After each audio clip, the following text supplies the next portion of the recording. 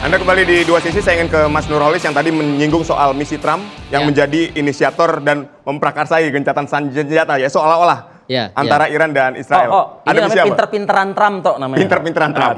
Oke. Ya tentu di satu sisi saya menghargai hal itu gitu ya. Tapi soal kemarahan dia terhadap Israel, saya kok meragukan itu gitu. Kan kita sama-sama tahulah Trump dan juga beberapa presiden Amerika sebelumnya dalam konteks perang seperti ini kan selalu berwajah ganda kan gitu.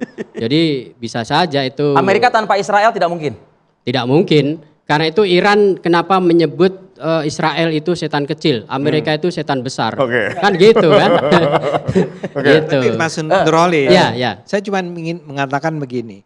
Orang kayak Trump itu adalah salah satu kelemahannya, dia itu bodoh dalam berpura-pura. Jadi dia kalau lagi marah, marah aja. Dan kata-katanya sering tidak terkontrol. Saya cuma ingin mengatakan kali ini nih, Mas Nurholis kan membayangkan presiden-presiden yang normal nih. Yang ketika tampil harus menampilkan gaya yang berwibawa dan jujur dan seterusnya. Kalau Trump, he doesn't care. Ini gaya koboynya dia tadi Dia emang gayanya koboi. Jadi ketika dia bilang, kurang ajar nih Israel, kan gue bilang gencatan senjata, lu malah nyerang. True or fake? True or fake.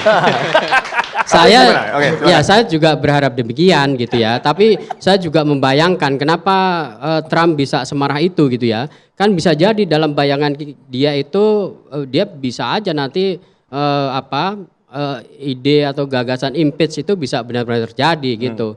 Karena kan yang marah terhadap dia itu kan bukan masyarakat di luar Amerika, warga negara Amerika sendiri sudah banyak yang muak, termasuk mungkin tidak hanya urusan cawe-cawenya Iran, Amerika, tapi yang Palestina. Politik dalam negeri kan juga berkembang juga. Betul, gitu. Tingkat kepercayaan tapi masyarakat bahwa bahkan dia turun 40%. Misalnya gini, bahwa dia menyerang Iran tanpa persetujuan Kongres, tanpa memberitahu Kongres, itu kan bikin marah Kongres. Betul.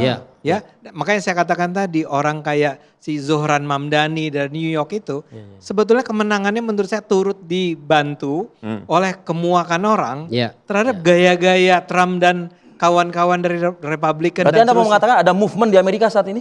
Loh jelas itu, kan sudah berbulan-bulan di kampus-kampus nomor 1 masih Amerika Serikat, even Harvard gitu ya, dan yang besar-besar itu kan ada penolakan kepada perang ini secara terus-menerus dan orang tuh sudah tidak malu-malu lagi bilang bahwa I am against Israel gitu kan. Nah tadi Anda belum menjelaskan secara lengkap misi Trump jadi apa?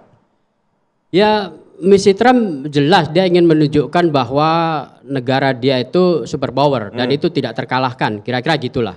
Kan itu yang selalu ini kan, jadi ada post power syndrome kalau Amerika itu kalah dengan negara lain. Nah itu yang menurut saya satu hal yang ini sulit untuk diakui oleh Trump gitu.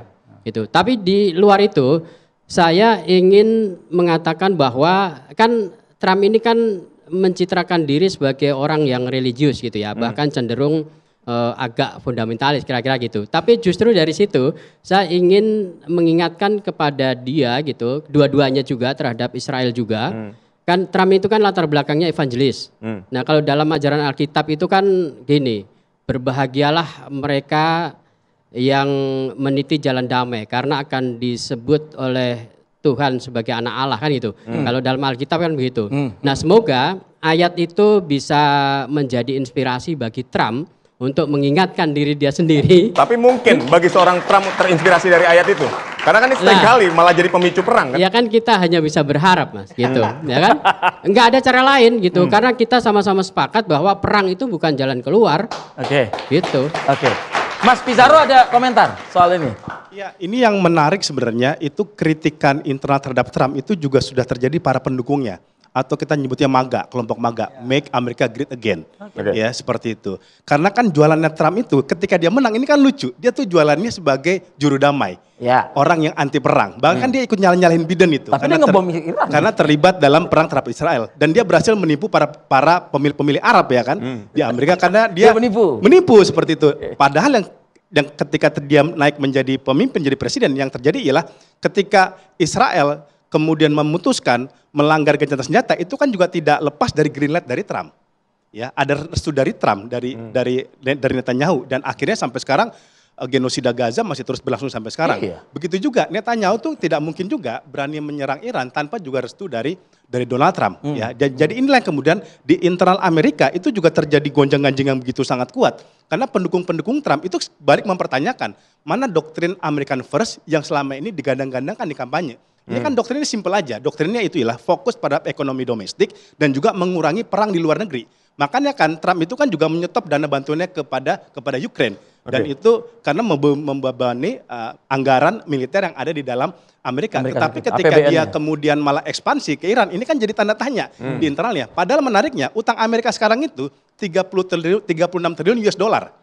23%-nya aja untuk bayar bunga APBN. Makanya kan kenapa dia ke Timur Tengah nyari investasi atas bisikan Elon Musk. Kamu nggak bisa terus begini, kalau nggak kita akan disalib sama Cina. Seperti itu.